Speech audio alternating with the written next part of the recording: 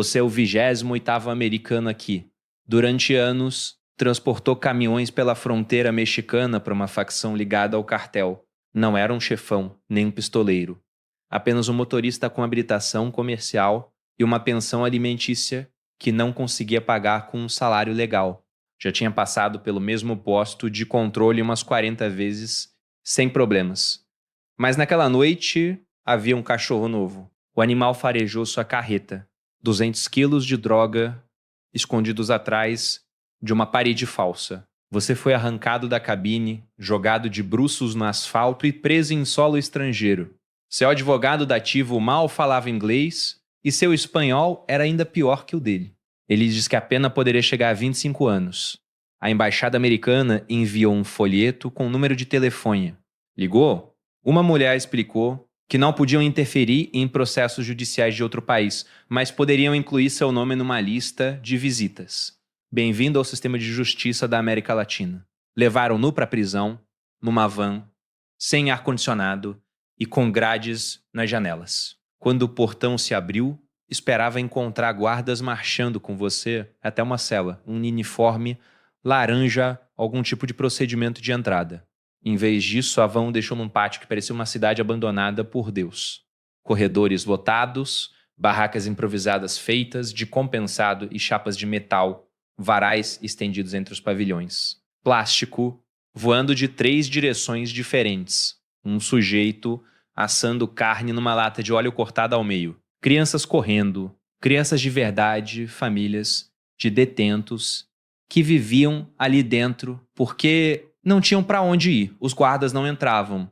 Ficavam nas muralhas externas com fuzis, observando de cima como tratadores de zoológico que haviam desistido de limpar o recinto anos atrás. O interior pertence aos presos. Antes mesmo de dar 10 passos, um homem de camisa polo limpa e corrente de ouro se aproximou. Não era um guarda, era o chefe do pavilhão. Comandava o setor 4 como um proprietário administra um cortiço. Olhou para seus sapatos, sua pele, seu rosto. Já sabia quem você era. A primeira pergunta foi direta: quanto dinheiro você tem? Tudo custava. Sei lá, 1.500 pesos por mês por um cubículo de concreto, com uma porta que trancava, o colchão era extra.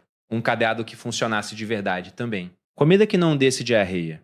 Só na cozinha dos presos. 50 pesos por prato. Proteção contra os outros detentos.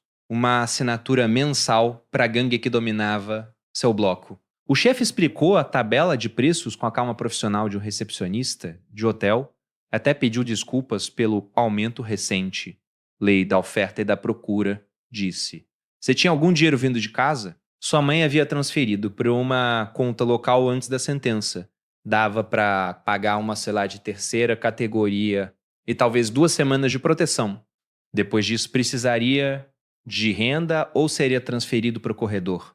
O corredor é onde dormiam os que não tinham dinheiro. Sem portas, sem cadeados, sem regras depois que anoitecia. Seu companheiro de, sei lá, um venezuelano, cumprindo 12 anos por matar o sócio, contou no primeiro dia o que acontecia ali. Escreveu tudo com uma voz monótona, como se lesse uma lista de compras. Você decidiu que preferia morrer a dormir naquele lugar. Na primeira noite, sua cela era um cubículo de concreto do tamanho de uma vaga de estacionamento. 3 colegas de, sei lá, o venezuelano, um traficante local que roncava como um motor a diesel e um sujeito calado que passava os dias olhando para a parede, desenhando círculos no concreto com ângulo. Ninguém o ameaçou. Ninguém o recebeu. Você ainda não era uma pessoa ali. Era apenas uma transação que ainda não havia provado seu valor. Naquela noite, os sons atravessavam as paredes como uma rádio sintonizada entre 2 estações, gritos, risadas, música alta, alguém chorando, alguém rezando numa língua que você não reconhecia. Às 2 da manhã, a maçaneta da porta balançou. 3 tentativas lentas e deliberadas. Depois parou. De manhã, perguntou ao venezuelano o que tinha sido aquilo. Ele nem levantou os olhos do café. Provavelmente alguém verificando se você pagou pelo cadeado. Se não tivesse pago, teriam entrado. Disse isso como quem comenta que pode chover mais tarde. Você aprendeu as regras rápido porque o preço da ignorância era uma facada nas costelas. A prisão era dividida em blocos, cada um controlado por uma facção diferente. O seu era dominado pela turma local do cartel. Eles definiam preços, resolviam desavenças e aplicavam punições. O bloco 7, do outro lado do pátio, pertencia a uma gangue da costa. Os dois lados coexistiam numa economia frágil, trocavam mercadorias, compartilhavam o acesso à água e mantinham uma zona neutra no Pátio Santa Central, onde não se matava. Mas aquilo era um acordo comercial não paz. Quebrava-se sempre que os cálculos de alguém mudavam. Ser americano tornava duas coisas, exótico e suspeito. Os locais achavam que você tinha dinheiro.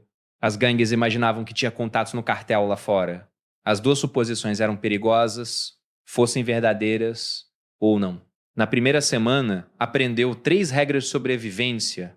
Fique de boca fechada, pague em dia e nunca atravesse o bloco errado depois que escurece. Uma noite, um sujeito no pátio ofereceu um cigarro e puxou conversa. Seu companheiro disse lá ou puxou para trás e avisou que aquele homem era um informante que vendia dados sobre os novos detentos para quem pagasse mais. Até a gentileza tinha preço ali. A notícia de que havia um gringo no bloco 4 se espalhou rápido. Um tenente do bloco 7 abordou no pátio na hora da refeição. Era educado, sorridente. Disse que o chefe queria uma reunião. Não era um convite. Você foi. O chefe era um homem corpulento deitado numa rede, comendo fatias de manga com um facão. Explicou que americanos pagavam uma taxa especial, $200 por mês para a turma dele, além do que já pagava ao seu próprio bloco. Cortesia internacional, disse. E seus homens riram.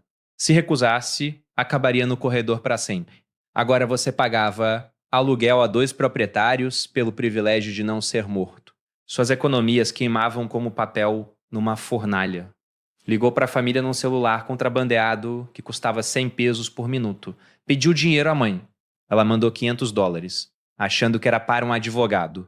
O dinheiro comprou 6 semanas de tranquilidade e nada mais. Quando acabou, precisava de renda ou morreria. Começou a observar a economia interna da prisão.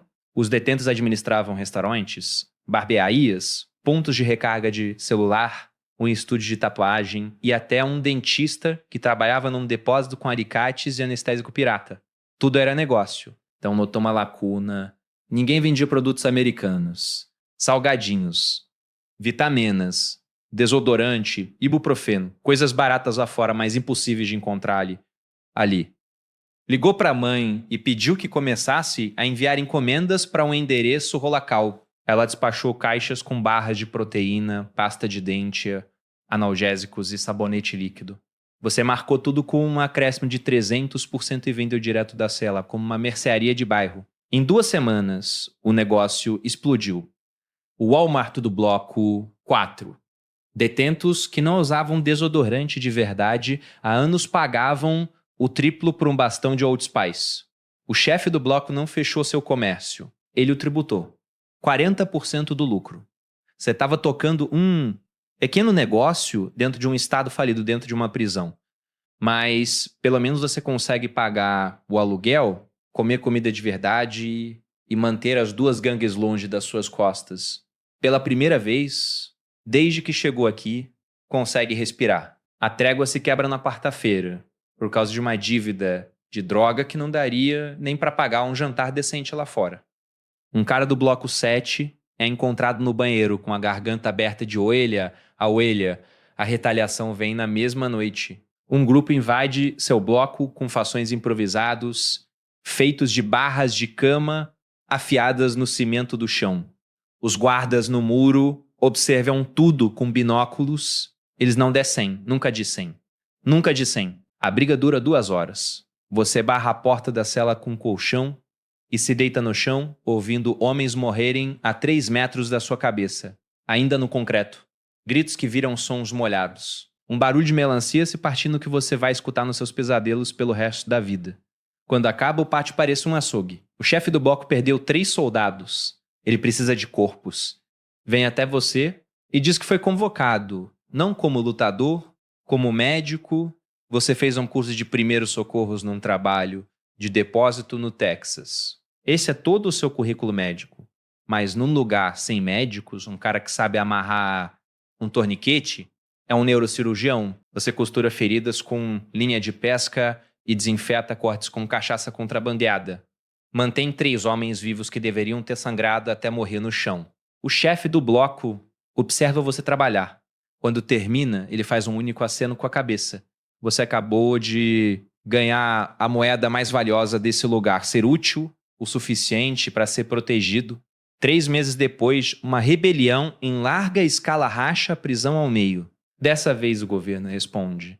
Primeiro gás lacrimogêneo, depois balas de borracha, depois as de verdade. O exército invade e não faz perguntas. Não separa lutadores de espectadores.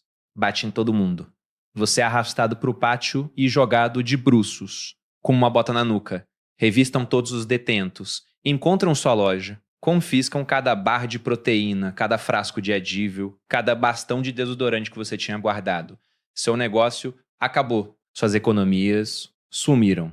Te jogam no isolamento por 2 semanas por atividade comercial não autorizada. O isolamento é um cubículo de concreto sem luz e sem som. Você conta os dias pelas refeições. Quando te tiram de lá, piscando e mais magro, sua solar já foi realocada. Suas coisas sumiram, de volta ao zero. Sempre status. O que você mais temia no primeiro dia agora é sua realidade. Dorme num pedaço de papelão espremido entre 2 desconhecidos. Na primeira noite, alguém rouba seus sapatos enquanto você dorme. Acorda descalço no concreto e nem sente raiva. Raiva é um luxo para quem ainda tem algo a proteger. Tem direito a uma ligação por semana se conseguir pegar emprestado alguns minutos. Liga para sua mãe. Ela está trabalhando com advogado para entrar com recurso. Hipotecou a casa pela 2ª vez. Você percebe na voz dela as fissuras, o cansaço. Ela pergunta como você tá. Você quer contar a verdade que dorme em papelão, que viu um homem sangrar até a morte enquanto tentava segurar o pescoço dele com as mãos. Que tá há 1 semana sem sapatos. Mas se contar isso, ela nunca mais vai dormir. Então faz o que esse lugar te ensinou a fazer. Mente. Diz que está bem. Que a comida não é ruim. Que está sendo amigos. Que está se mantendo fora de confusão. Desliga e fica parado no corredor, olhando para uma rachadura na parede e percebe que se tornou exatamente o que essa prisão precisa que você seja. Um mentiroso que sobrevive dizendo às pessoas o que elas precisam ouvir. Uma van nova para na entrada. A porta se abre. Um cara desce, apertando os olhos contra o sol. Americano. Dá pra ver pelos tênis. Um Nike novinho que vai ser roubado antes da meia-noite. Ele fica no pátio, olhando ao redor com a mesma expressão que você tinha no primeiro dia. Confuso. Apavorado, procurando um guarda que não vai aparecer. O chefe do bloco já tá caminhando na direção dele. Você sabe qual vai ser a primeira pergunta antes mesmo que ele abra a boca? Quanto dinheiro você tem? Você observa da quadra e entende que não é mais um novato. Agora parte da mobília, parte do sistema. Sabe os preços, as regras, os blocos, os nomes. Sabe quais guardas podem ser comprados e quais atiram por diversão. Sabe onde dormir e onde nunca fechar os olhos. E a pior parte não é ter sobrevivido. É que em algum momento entre a primeira noite e agora você parou de querer sair. Não porque esse lugar seja um lar, mas porque a versão de você que existia antes dali não sobreviveria nem um dia aqui. E não tem certeza se esse cara merece